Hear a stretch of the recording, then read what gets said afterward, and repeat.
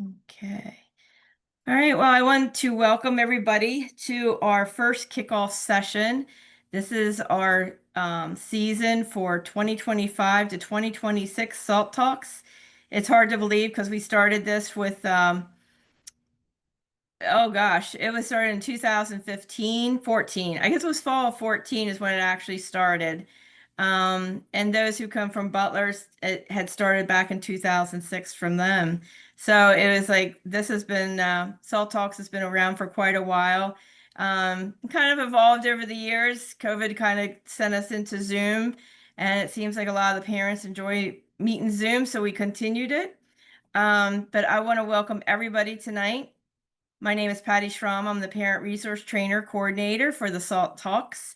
And just, we try to progress through the year. I try to make it a progression. There is so much information for parents to absorb and learn about from the beginning of transition, and you're in high school and you're getting ready to, transition out of high school, right through to, well, on up to, beyond high school. But there's so many steps and so many processes and organizations to learn about. So we try to organize it, SALT, in a way that we take you from the beginning stage and work our way through the year. And when you look at our schedule, you'll see how we progress. So this month, we're looking at what do you do when that bus no longer stops? So we're going to be looking at Transition 101 tonight. Just how do you prepare for transition? What is it? Planning, preparing, and when do you start? What does that even mean? What does transition mean, from high school to adulthood? What is that? These are all questions I didn't know I had to ask. I was unfamiliar with this. And then next week, we're going to look at what are some other opportunities as you're preparing. We're going to be looking at Project Life, Project Search programs, Career X programs. What are these other programs that are out there for your child as they transition maybe into employment, or whatever the choices are for your family or individual. And then at the end of the month, we'll be talking about post-secondary education. We'll have a couple community colleges or colleges here speaking, and just taking a look at what that looks like. Just trying to, because you're going to need to work on your IEP and preparing for these different steps as you go, and just to know what to ask and how to prepare. So tonight, we're kicking off with Transition 101. So Warren County Board of Developmental Disabilities is going to speak on this topic, on just what is involved in transition and all the different aspects of transition. And but just to go on to keep, if you're from another county, the county boards, there's a lot of baseline here that occurs in all the counties. Each county is different, but it gives you some information on what to ask your transition coordinator, what to ask your SSA, what do you ask them? It gives you some things to think about, maybe about the next step and how to incorporate that into an IEP or maybe an ISP. Maybe you're out of high school, but we just want to give you some ideas, some basics on how to get started and start working towards that transition. So with that, I'm going to turn it over to Brittany Connor. She has a group here to speak about Transition 101. So I'm going to turn it over to Brittany. And go ahead, Brittany, and you're muted, just to let you know. Thank you for the reminder, Patty. I often start talking and forget to unmute myself. So good evening, everyone. I'm Brittany Connor. I'm the transition manager at Warren County Board of Developmental Disabilities. And the group I have here tonight is going to help us answer a lot of the questions, if you all still have the flyer, that are in our flyer. So I am going to start off with Miss Amanda Pennix. I'm sorry, Amanda. Oh, there you are. Here I am. Have to fix my screen so I can see you. So, excuse me. Gosh, Amanda and I have been partnering on this transition journey for quite a few years now. 10 right? years. Yeah, and luckily, both of us have worked in a couple different aspects of this service, and so hopefully the information that we can share with you tonight is helpful for you all.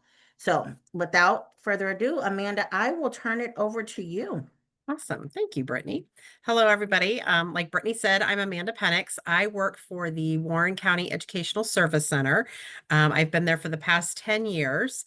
I'm the supervisor of transition services. So I supervise a transition program that we run, TLC, as well as supervise the transition coordinator department. And our transition coordinator department goes into all the different districts within Warren County and provides transition services for families within those districts. So, like Brittany said, we've been working together for about 10 years, and it's been about 9 or 10 years when we worked together on this multi-agency planning group. And we were tasked with coming up with something that would fill a need within our county. And for us, we really wanted kind of a one-stop shop in terms of a website that kind of was everything about transition. And so we worked with a web designer and OOD, DD, and the ESC. We all worked together and created a website that I will share my screen right now. Can everybody see that? I'm hoping. Yes, good. All right. So it's the Warren County Transition Network. We worked really hard to kind of put everything in here, like I said, that we could find about transition that we thought parents might want information about. And we also grouped it by students and families, educators and agencies. And then we also wanted local businesses to have an opportunity to get on here and gain information as well, since we are out in the community so often for workforce development opportunities for the students. So this labor of love took us about a year to get put together.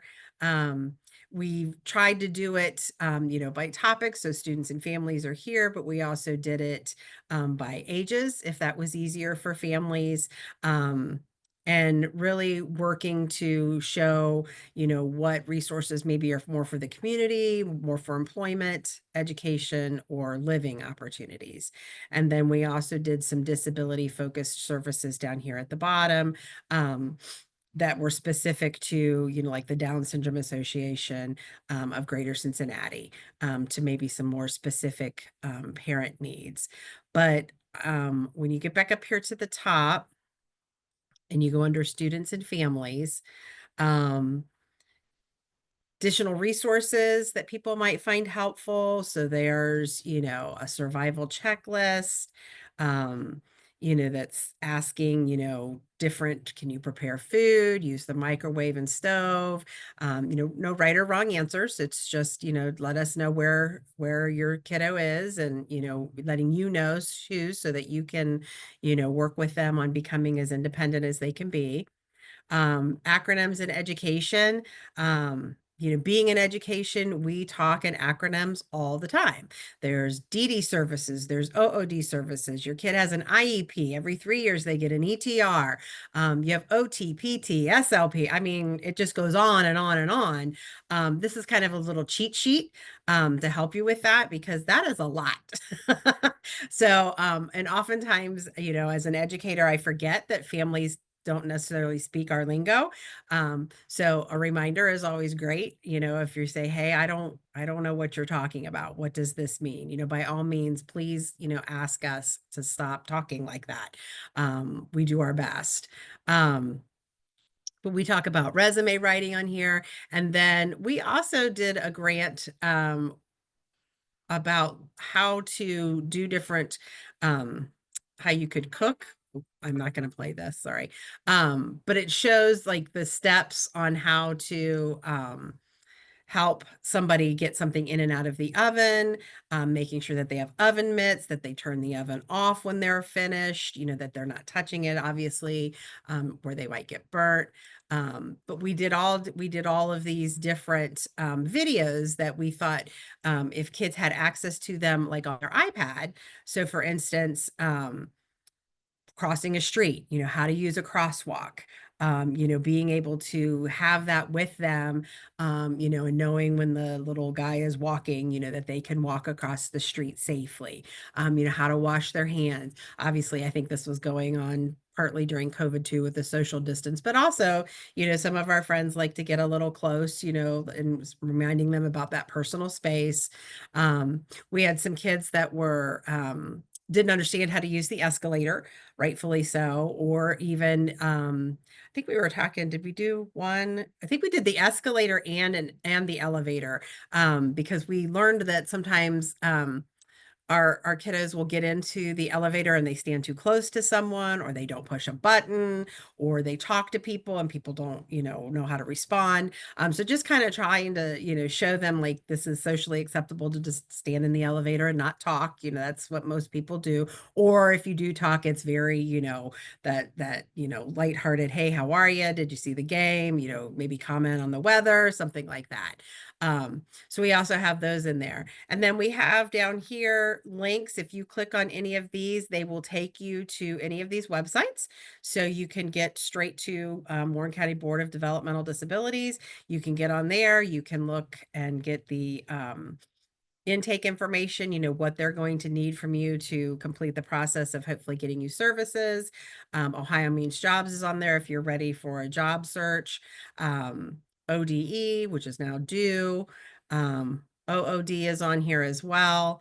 So lots of different resources. JAN, the Job Accommodation Network, is one of my favorite websites to go to. When your kid does get their first job, this is a great website to use to look at the types of accommodations that you could ask for. They're all ADA compliant. So that gives you an idea too, like even before they go look for a job, what might be considered, an acceptable accommodation. So that's kind of nice, just so you have an idea of what to expect when they do go out on the job site. And then that helps them with that self-determination of asking for what they need, and, work through all of that. And so we also made it pretty easy is, if you're done with this, site, you can go back to this and it takes you right back to the home page. If you want to do, looking at different ages, we put down checklists for what we thought should be happening at these ages, opening up an OOD case, around 16 or 17, if your kid's ready for, employment. If you haven't already gotten the eligibility process for DD started, getting that done. We've listed some phone numbers there, getting driver's license or a state ID, how to do that. Thinking about what's going to be next. Are they deferring their diploma? Are they accepting their diploma? What does that look like? What are the options if they defer? If they do take their diploma, what does that look like in terms of employment? Do you have the right supports put in place to help?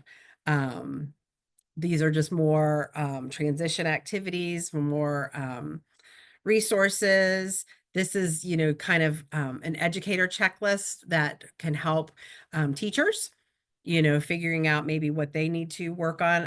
Starting at the age of 14, all students on an IEP have transition added to their IEP. And those activities should tie into what their future goals are.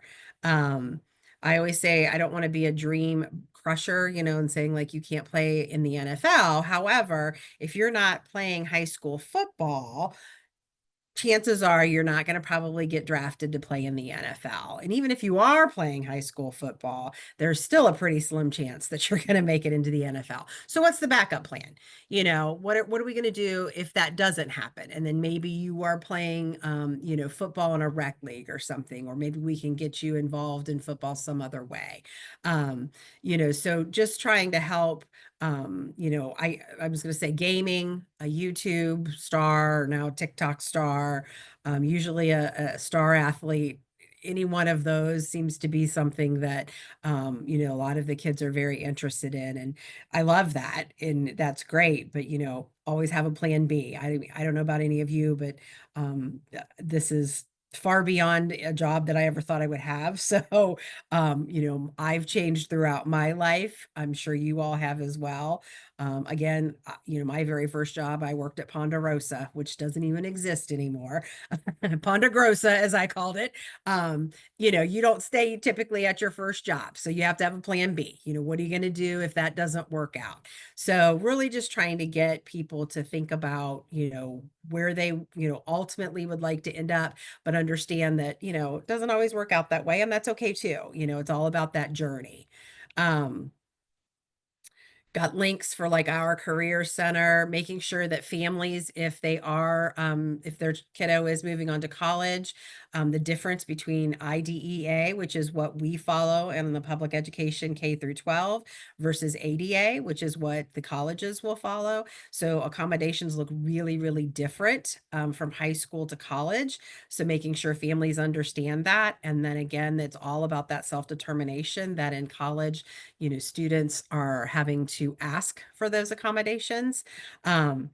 And so, practicing that with them, disclosing their disability and how do you do that? And then how do you advocate for, what works for you? Links for transition programming, like the TLC, the Transition Living Classrooms, Project Search is on here. Working on writing a resume, a nice little guide for educators as well. So we tried to make this as user-friendly as possible. Brittany, am I leaving anything out?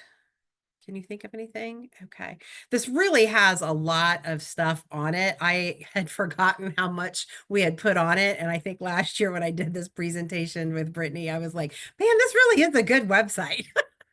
So it's pretty great. So the Warren County Transition Network.com.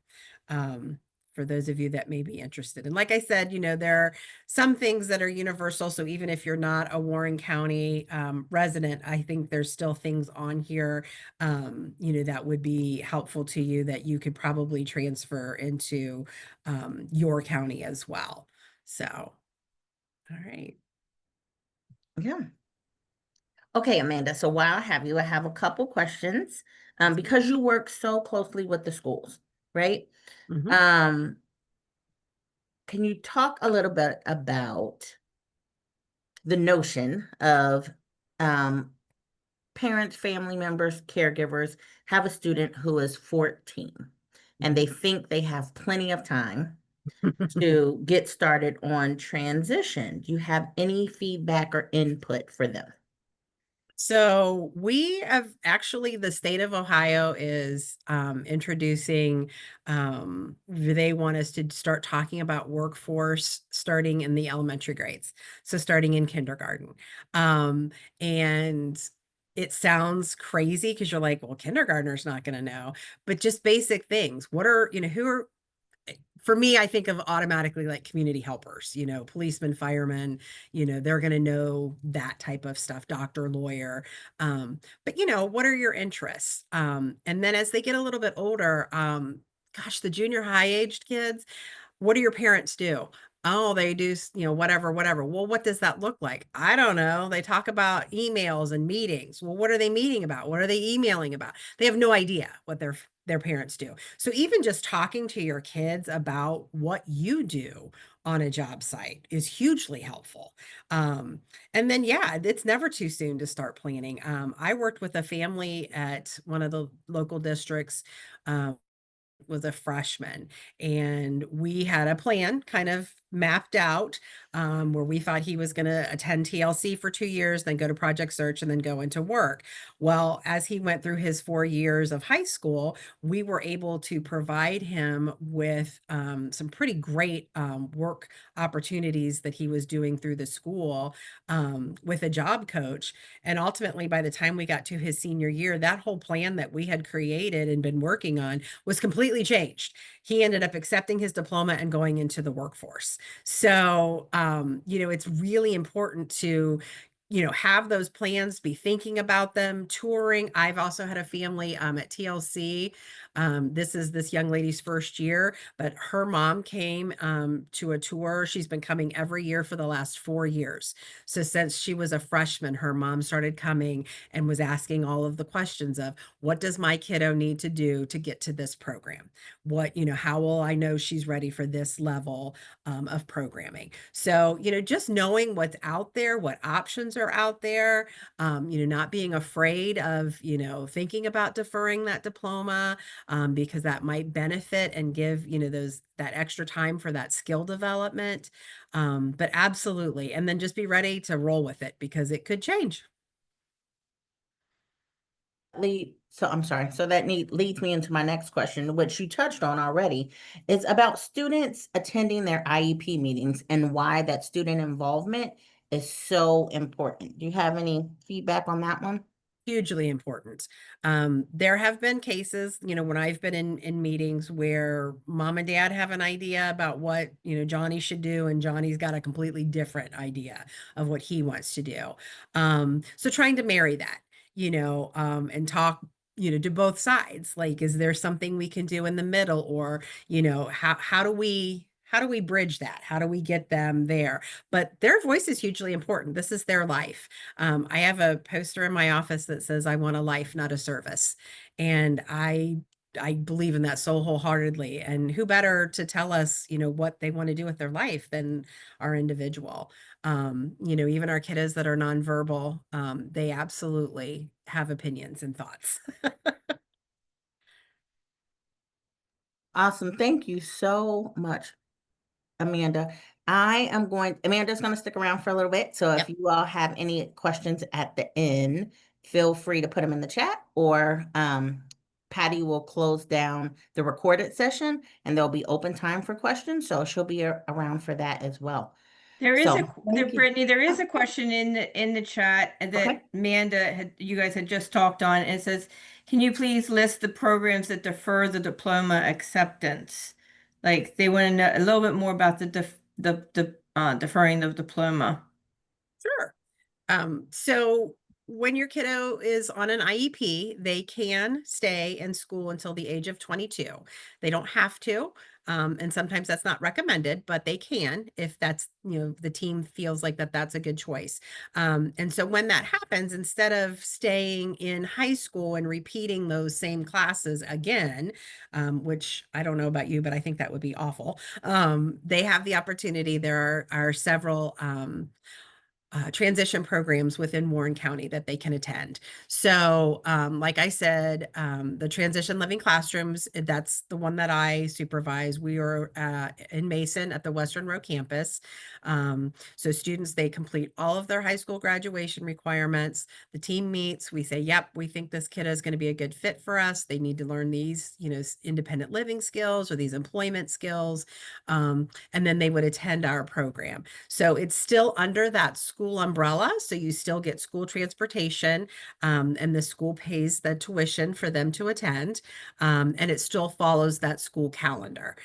So it's just kind of a nice, that's why it's called a transition program. It's a nice transition from high school into work because you are no longer doing those academics. It's more of those functional academics. So we just got a brand new, beautiful kitchen built for us this summer at TLC. So we are cooking like crazy people, but, using a knife, using a stove, how to make, something in an air fryer, how to follow microwave directions, all of that kind of stuff.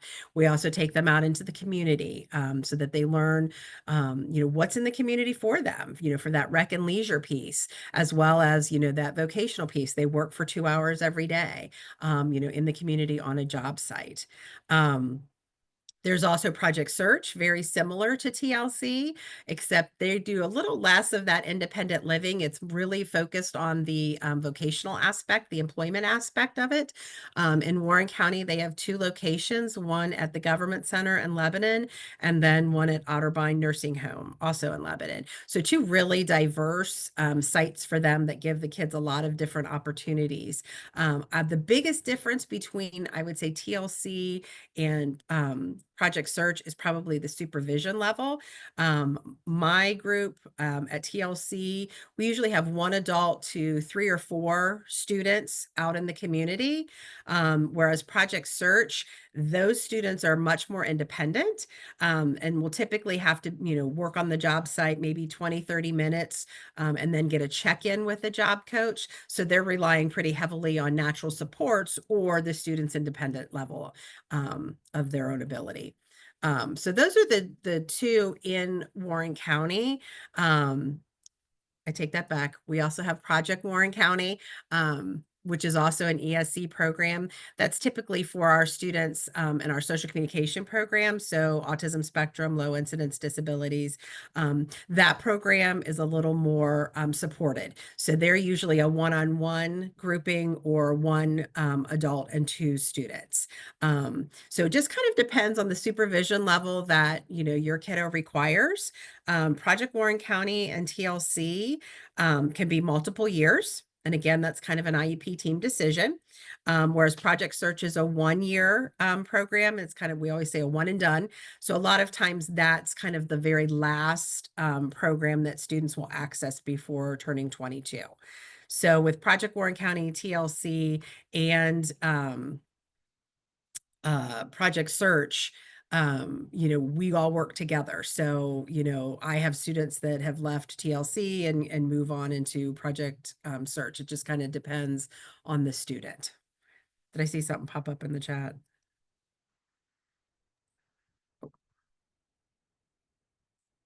So pathways, if you're a Mason City student, Mason, because they're part of the Oaks, the Great Oaks pathways. And so Mason students have the opportunity to attend pathways. Sometimes King students, it kind of depends. So it just kind of depends on what district you fall into.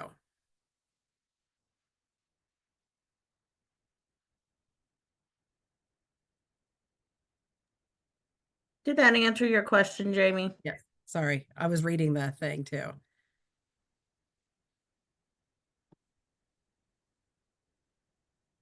Jamie, did that help?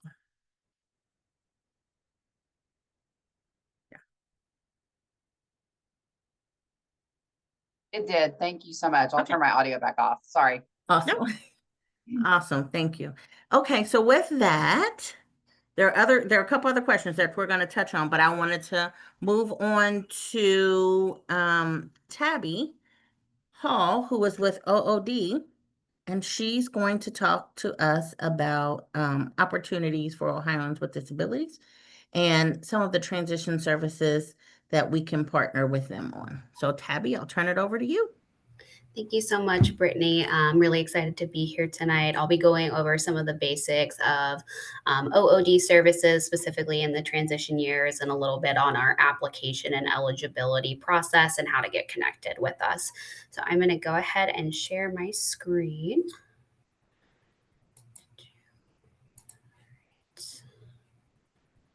And give me just a second. I'm having a little bit of difficulty with sharing. Oh, no, I have to press a button. All right. Can everyone see the PowerPoint on my screen? Oh, this is just the screen with us on it. Oh, that's fun. Okay. Sharon. Sorry, y'all. I am not always the best with technology. Okay. All right. Now I've got that pulled up. Are you guys able to see the PowerPoint now? Okay. Yep. Fantastic. And I apologize if there are any comments in the chat. I'm not able to see them right now. And I'll go ahead and start from the beginning. So I am with Opportunities for Ohioans with Disabilities. We are the state agency that assists students and adults with disabilities with preparing for employment.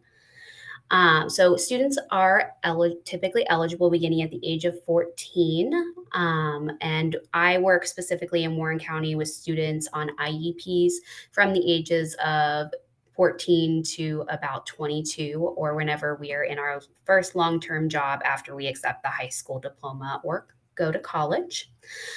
We have some basic transition services that are available to all of our students. These are called pre-employment transition services. They are working on self-advocacy skills, workplace readiness, doing some work-based learning, which is job shadowing, informational interviewing, and then some job exploration counseling, and as applicable, counseling on some post-secondary options. These pre-employment services will essentially help identify where you're at in that transition planning process as far as employment goes. And they go through essentially whenever you exit high school or accept that high school diploma. There are two categories under which someone can access those transition services with OOD. The first group is our potentially eligible students.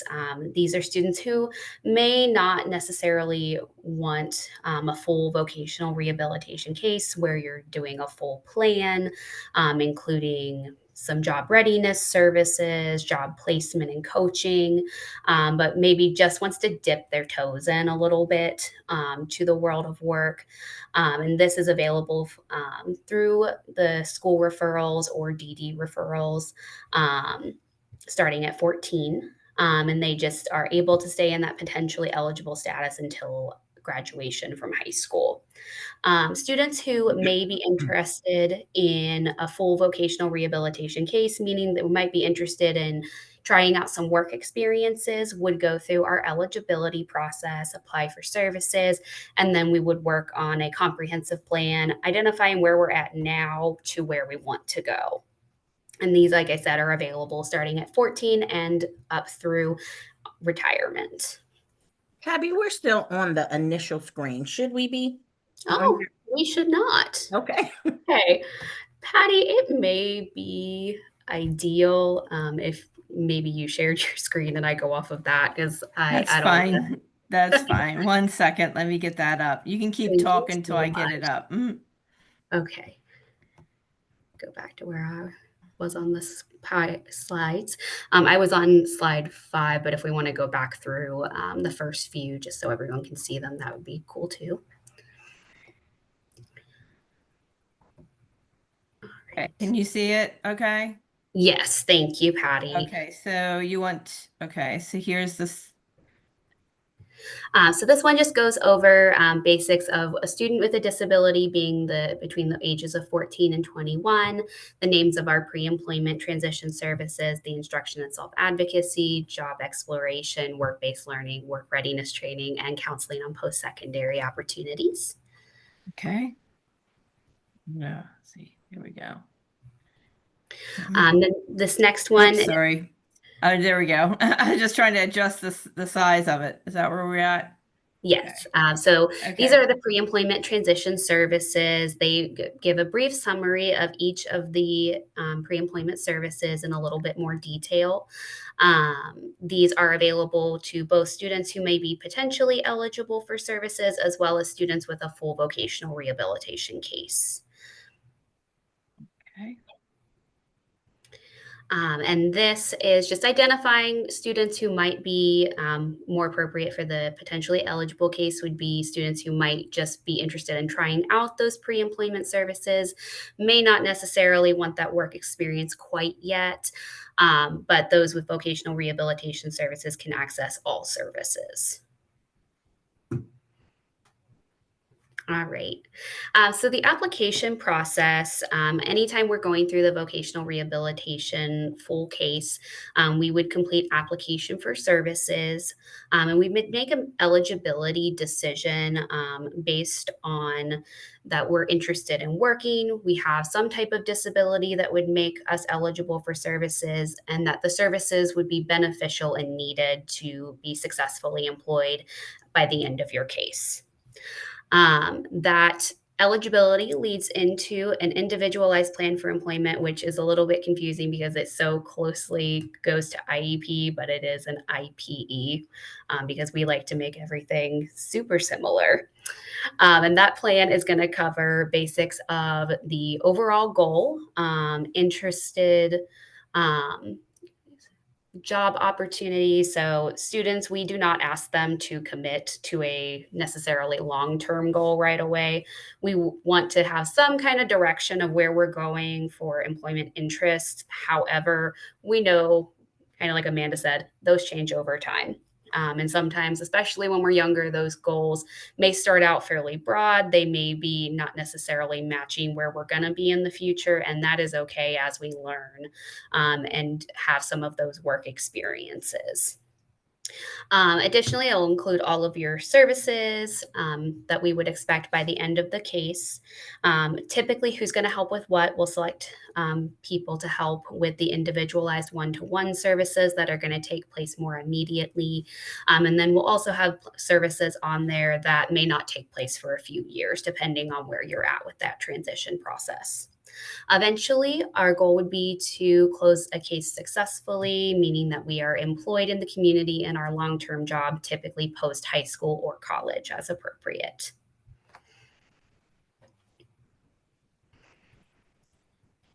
And Patty, I'm going to move on to the next slide. So our referrals, we do ask that we have those referrals submitted through oodworks.com. This can be done by individuals, family, parents, school liaisons, Warren County DD or any other DD agency, or the ESC. Really, anyone can make a referral. You can apply for services for yourself. And then we also have links for our partners to submit referrals and can submit multiple referrals at one time as needed. You can also call a local OOD office. All right. So this is just the current application that we have. This is available also, I think, on our website. A referral can really be made by anyone. And I'll go ahead and go on to the next slide. Some of this overlaps just a little bit. So most importantly, when do you apply? So we can have people referred as early as age 14. For some students, that is appropriate. Some students prefer to wait a little bit longer. We do ask that ideally we're going to refer at least 2 years prior to exiting school. So for some students, that may be by around the beginning of junior year. For some students who may defer their diploma, we would like to be connected with them at least 2 years prior to accepting that diploma. Students who want to get work experience, usually within the next 12 months, we would recommend going ahead and applying for the full vocational rehabilitation case, where you can get all of the individualized services. And next slide. I briefly went over these, but our eligibility criteria would be a documented physical, cognitive, or mental impairment, so some type of disability that would make you eligible, that it would constitute a barrier to employment, that we can benefit from services, and that they are required to be successfully employed long-term. So we are really very employment focused. Next slide. All right. So some responsibilities of people like myself, vocational rehabilitation counselors, would be that we're maintaining specific caseloads. Some people cover a variety of different types of cases. My case, I briefly mentioned, is a transition caseload. So I'm working specifically with students. We serve as liaisons to schools or districts. So if you have a student who you're not sure if you're ready for that case, but maybe you would like a consultation with the most up-to-date IEP, we are certainly able to attend those meetings just to provide more information. If you have any questions specific for OOD, we are always happy to consult as needed. And we also monitor progress and meeting our educational goals, and we coordinate with other agencies in the process.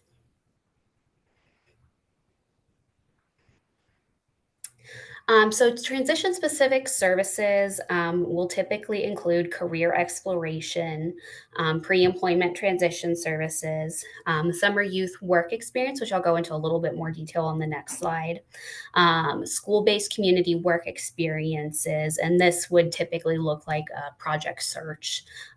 We partner pretty heavily with that program. We partner with all the programs, but OOD participates in some of the funding specifically for project search.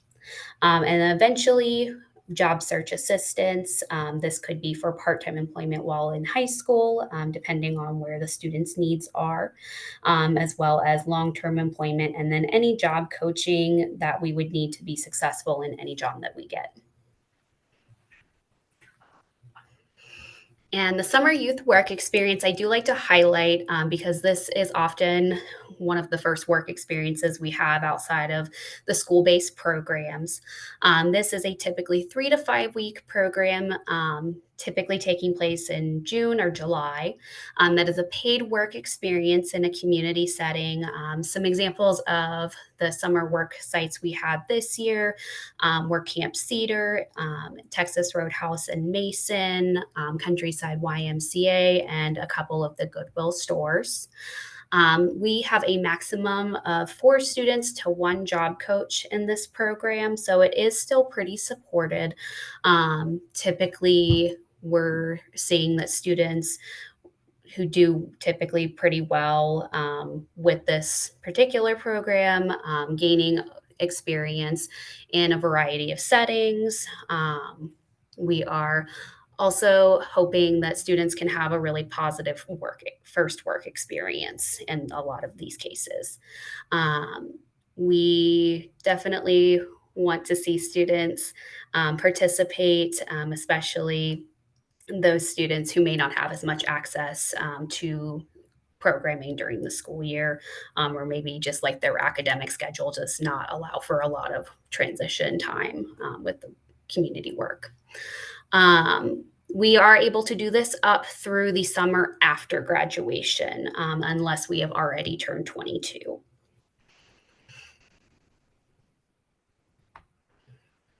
right. And then some miscellaneous services that may be included in a transition plan would be travel training. So learning how to use like the community transportation options, RTA, driver's training, which could include evaluation, assistance with getting a temporary permit, and then on the road driver's training. Rehabilitation technology, this encompasses a really wide range of items that could be something as simple as hearing aids. This could also include ergonomic equipment, really anything that would not necessarily be our reasonable accommodation, something that would be a little bit above and beyond what an employer could reasonably provide. And then college or occupational training for students who may need that for their job goal. All right, and that is the end of my presentation. I'm happy to take any questions, or Brittany, if you have any questions for me. I do, because you touched on it already. So one of the questions, again, that we had on the flyer is, why is transition planning important? Do you have any input on that? Yeah, so I would say transition planning is really important because we're always wanting to think about the long-term goals that a student is going to have. For most people, transition planning ideally is going to conclude with their independent living, their employment, their adult planning. So transition planning, the more comprehensive we are early on, the more opportunities we have to do work experiences, to figure out what we do, what we don't like. I often say that honestly, knowing what you don't like is just as important as knowing what you do. It helps us have some of those more like realistic conversations where like a 14-year-old, we may allow a little bit more time for coming to a good idea about what their job goal is, where if we're having someone start with us at the age of 18, we're having to kind of dive into that realistic piece a little bit more heavily early on. And kind of like Amanda said, like a lot of students right now, I would say are really interested in TikTok and YouTube and gaming. And I always say that's a really great hobby to have. And, you know, if it works out that that is something you're able to do for a living, that's amazing. But until you have that in place, we always want to make sure we're thinking about what our day job is, what we want to do in the meantime until we can reach that personal goal. Awesome, thank you. So I see a question, Patty. I can't get it to pop all the way up. I don't know if you can pull that up in the chat. I have that question. Is driver's training only done if a client is working or can be done while in transition program or high school? So I would say it depends. These services are individualized and are typically only provided as part of a comprehensive plan for employment. So yes, can be done while in high school if appropriate for that student and if it will reduce a barrier to employment. That's a very broad answer, but would be really specific to each student. Some students are able to complete that in high school, and some, either due to maybe safety reasons or accessibility, we might want to complete a little bit later.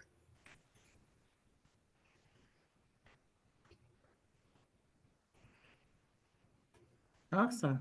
Thank you so much. So again, Tabby will be here a little bit longer to answer any questions if anyone thinks of any as we go throughout the process. And now we will turn it over to Latosha Olinger with Warren County Board of DD. Hello, everyone. Thank you, Brittany. Everyone, thanks for joining us tonight. My name is Latosha Olinger, and I work for Warren County Board of DD as a work incentive coordinator, and that includes helping individuals understand the benefits that may be available to them as well. So today I would like to take some time to share when your child transitions into adulthood that they may be eligible for cash, medical, and food assistance if they meet the program eligibility requirements. The cash assistance I'm referring to is Supplemental Security Income, also known as SSI. These benefits are administered by the Social Security Administration. Individuals must meet the disability requirements under Social Security rules and have limited income and resources to be eligible for SSI. If your child or young adult becomes eligible for SSI, they may be entitled to medical benefits under the state Medicaid program as well. And they may be eligible for Supplemental Nutrition Assistance Program, also referred as SNAP. And it used to be called food stamps, if you guys are more familiar with that term. Please be aware, SSI, Medicaid, and SNAP have their own eligibility process, and SNAP eligibility is based on several factors that SSI and Medicaid may not include in their eligibility process. For instance, SNAP takes the individual's household and other factors into consideration when they're determining the SNAP eligibility. So sometimes I see most kids under 22, they do not qualify for SNAP benefits because they're still staying with their parents and the parents are still claiming them as a dependent. So in that circumstance, Job and Family Services will be looking at the entire household when determining eligibility for SNAP benefits. The Social Security Administration will process eligibility for SSI benefits. The local Job and Family Services, also known as JFS, will process eligibility for Medicaid and SNAP benefits. We will have a more in-depth SALT session in the upcoming months regarding Social Security and Medicaid benefits, the process of applying, and the support that may be available to you during the application process. I do have a short video from the Social Security Administration I'd like to share that provides information regarding SSI benefits and the potential eligibility for Medicaid and SNAP. And Patty, if you would like, you can share the video now.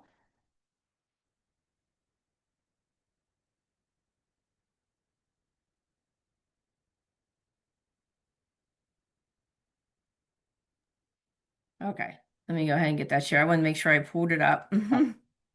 Okay, and while Patty's pulling it up, I do want to share that I will have some additional links that I will share in the chat that has more information regarding SSI, SNAP, and Medicaid as well. Are you able to see this okay? Yes. About Supplemental Okay. Security Income, or SSI. But what exactly is it, and how does it work? This video will highlight some basics and provide you with additional resources to learn more. SSI provides monthly payments to people with limited income and resources who are disabled, blind, or 65 or older. Children who are blind or have a disability may also get SSI if they are in a household with Oops, sorry. limited income and resources. These payments help recipients meet basic needs. Many people who are eligible for SSI payments may also be entitled to Social Security benefits. However, these are different in several ways. Unlike Social Security benefits, SSI payments are generally not based on your prior work history or a family member's prior work. Although Social Security manages the SSI program, it is funded by general tax revenues, not Social Security taxes. In most states, SSI recipients also can get medical assistance, such as Medicaid, to pay for hospital stays, doctor bills, prescription drugs, and other healthcare costs. SSI recipients may also be eligible for food assistance through programs like the Supplemental Nutritional Assistance Program, or SNAP. SSI payments are usually paid on the first of the month, while the date of Social Security benefit payments is based on the beneficiary's birthday. Let's break down who is eligible to receive SSI payments. The program is intended to provide monthly payments to people who have a disability, are blind, or at least age 65, have limited income like wages or pensions, have limited resources, which are the things you own, are a citizen or national of the U.S., or an alien who meets the applicable alien status requirements, reside in one of the 50 states, the District of Columbia, or the Northern Mariana Islands. There is one exception. Children of a military parent or parents assigned to permanent duty outside the U.S. and certain students temporarily abroad may receive SSI payments outside the U.S. If you or someone you are helping plan to apply for SSI, you can begin by visiting our SSI webpage at ssa.gov/SSI. You can complete and submit your application online if you meet all of the following criteria. You are applying for Social Security disability insurance benefits at the same time as your SSI claim. You are between the ages of 18 and 65, have never been married, reside in one of the 50 states, the District of Columbia or the Northern Mariana Islands, haven't applied for or received SSI payments in the past. Or you can call us at 1-800-772-1213 to schedule an appointment with your local Social Security office.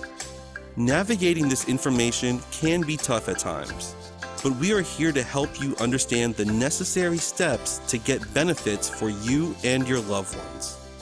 Our website provides many more details and information. For additional resources about the SSI program, check out the description box below. Be sure to subscribe to our channel for more videos about our programs and services.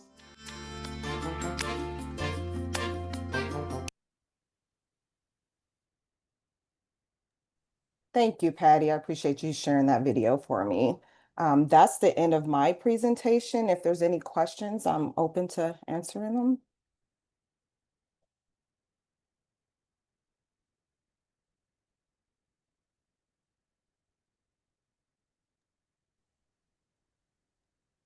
I think just I'll just, as Latosha said, we're gonna have next month is we're gonna have a little bit more details on Social Security, SSI, SSDI information. So we'll be revisiting that in October.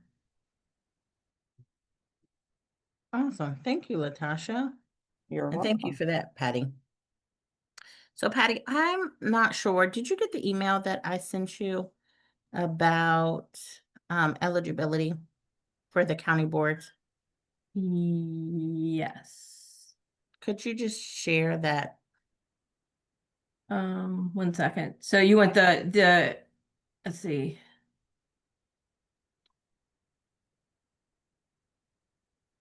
One says intake and one says eligibility, I think. Okay. One second. I got this was just a invite to something. Hold on.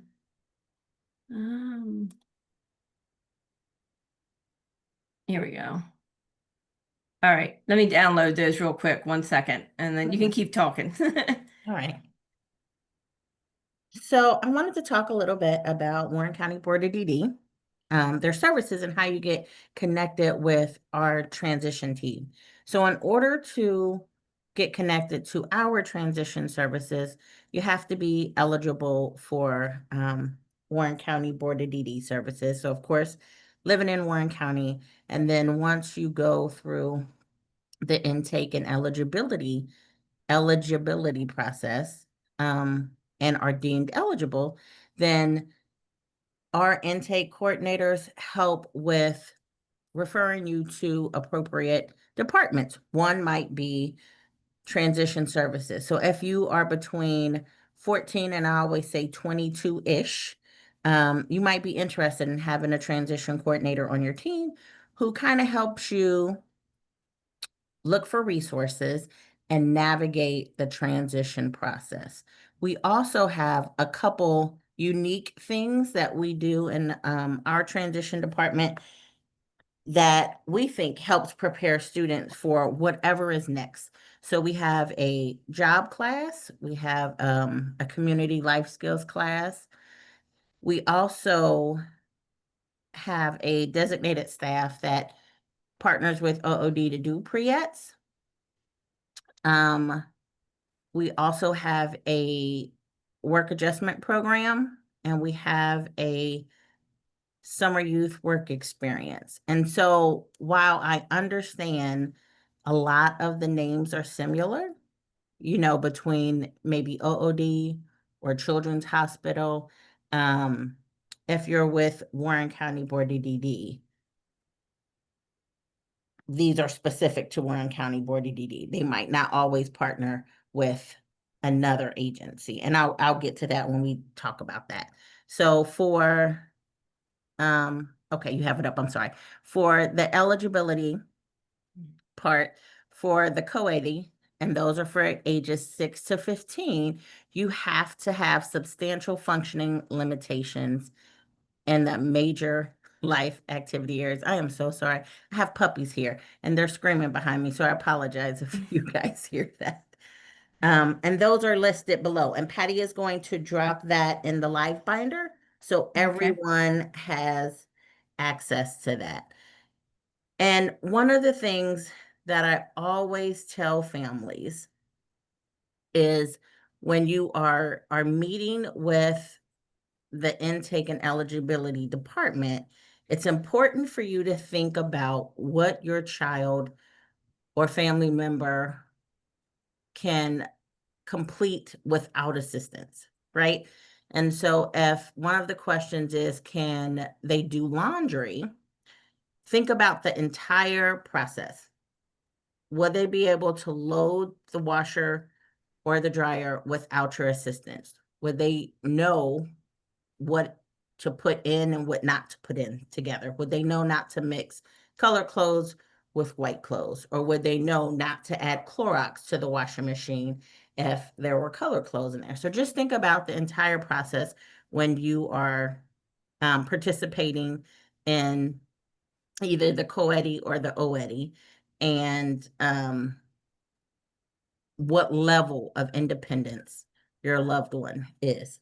And so the reason I mention that is because most, I think all, I don't think it's most, I think all of the programs that we partner with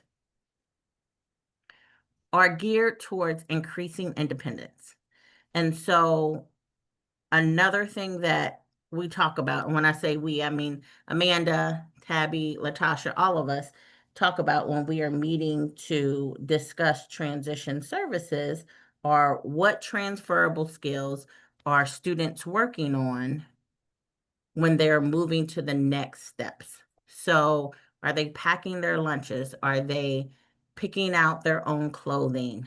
Are they, going to a friend's house without assistance? And when I say assistance, like maybe the friend lives 2 doors down. Do you have to watch them go 2 doors down? Are they working towards getting places independently? Are they working towards traffic or community safety? Those types of things. And so, Patty, I'm sorry, you can take that down if you want. You can leave it up if you Okay. want to also. Okay. And so when we're talking about, I'm sorry, I'm trying to adjust my screen. When we're talking about transition services and how we're going to proceed, those are just some of the things that we think about. So another question that was asked on the flyer is the key agencies that should be considered as part of your transition team. So I guess it depends on how you look at it, right? As if you are in an IEP meeting and you would like representation from your county board, then maybe you are inviting your SSA. Maybe you're inviting your transition coordinator. Potentially you're inviting OOD if they're on your team. So your transition team may look different based on who you need to be present, either at a school team meeting, if it's just a transition meeting, or if, say there's an issue that you're trying to get rectified. If your long-term goal is to go to college, who do you need to be at that team meeting to help you to get to where you want to be, to go to college? Maybe we're contacting the Office of Disability Services at whatever college you would like to attend, and maybe they're willing to sit down and speak with the team about what your needs are, what information they need, and how we get you to where you want to be. The tools that can help you with transition planning, again, the Transition Network, the website is an awesome tool. I don't know if everyone noticed, but there are different links at the bottom. There was OMJ at the bottom. A variety of resources that can help you to get to where you want to be. When Amanda and our team, when we were all meeting to discuss this, not only did we want professionals and parents to be able to use it, we wanted students to be able to use it.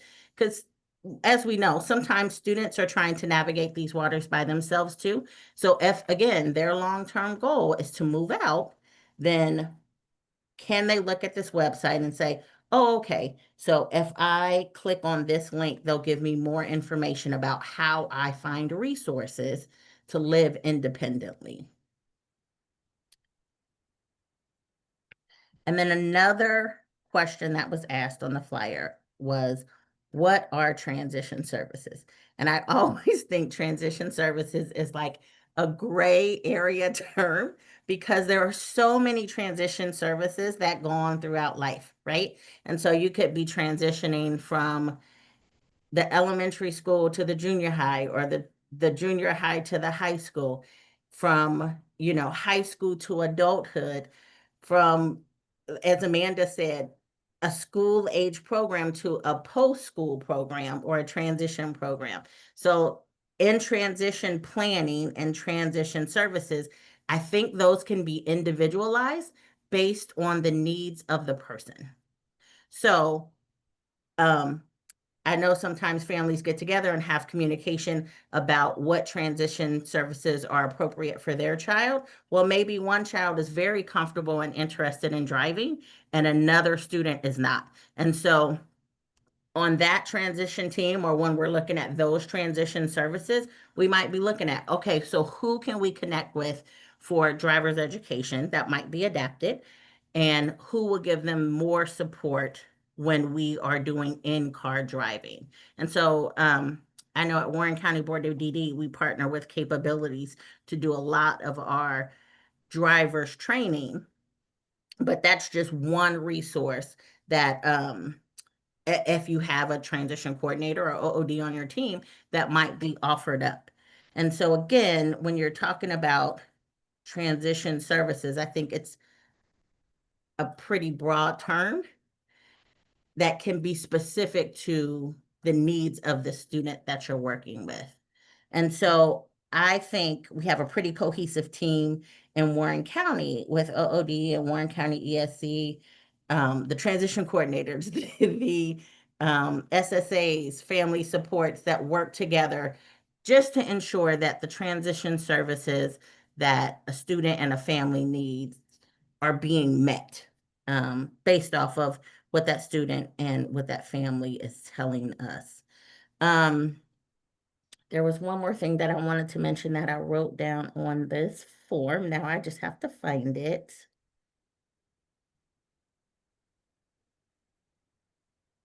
Oh, I think maybe we covered it already. I'm sorry. So I want to make sure I go throughout the list. We talked about Warren County Board of DD services. We talked about what transition looks like in Warren County Board of DD. Patty and I always say, we really encourage you to reach out to your county board. And even if you're not going through the eligibility and intake process at your county, they might be able to connect you with resources that are appropriate for your student and your family's needs. So don't hesitate to do that. And then the other thing is, county boards can be as involved or not as involved as you would like them to be. Like, again, it's just a resource. Just because you have services does not mean that you have to take advantage of everything that's offered. We have people who are on our information and referral list, and they only reach out to families twice a year. If the families need anything, then they can always reach out to that INR staff, the information and referral staff, and ask for whatever they need. If it's family supports, that might be the only service that they receive from the county board. And again, they might not reach out to family supports unless they have a need. If it's transition, again, you know, our transition coordinators are willing to attend IEP meetings, just transition team meetings, whatever the need might be. But there are some students that say, hey, I really don't want you involved, but I will reach out, you know, when I need you, but I appreciate having you on the team. So I would like you to continue to participate as I, you know, prefer that happen. So again, I don't want anyone to think that just because they have the board services that they're tied down to anything. Patty, is there anything that you think I'm forgetting? No, I think you covered mostly everything. I did ask that anybody that's on here from another county board to put your contact information in the chat box for any family that might be attending from, you know, maybe that county or a different county.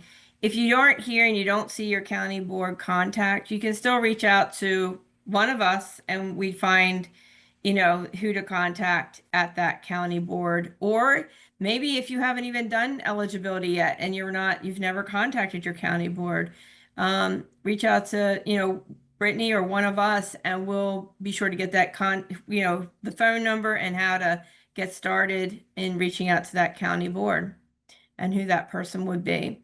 Because I know there's several times we have, you know, people from other counties attend. Many county boards have very, very much the same services offered, but there's also some differences too. So you want to go back to that county board and talk to them about the differences. Absolutely. Absolutely. And if there's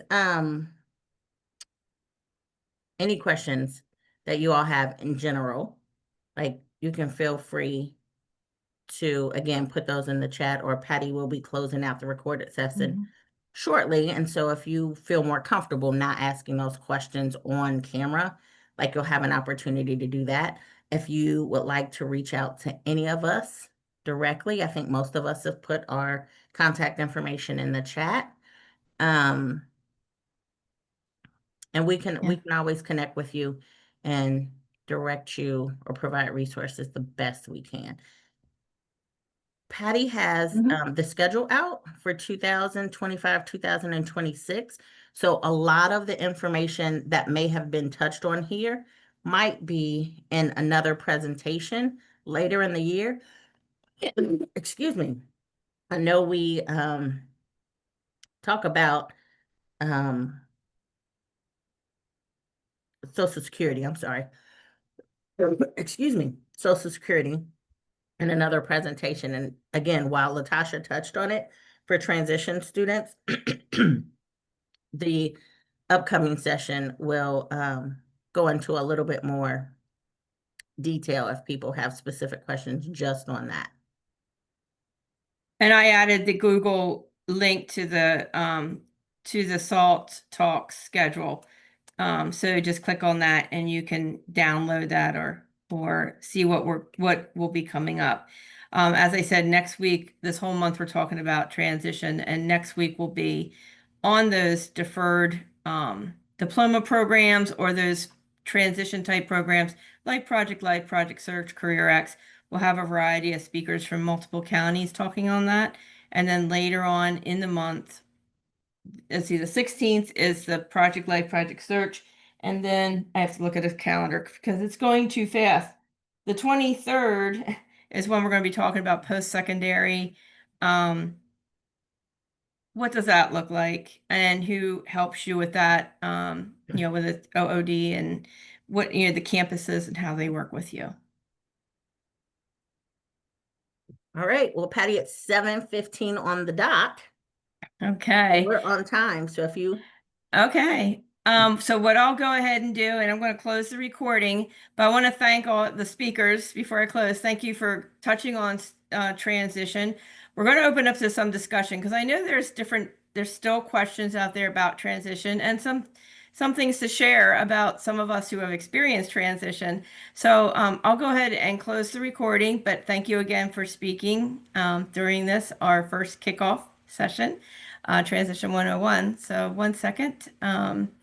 They change these buttons off often around here on stopping recording. So let me find it. 1 second. You can talk a minute here. There we go.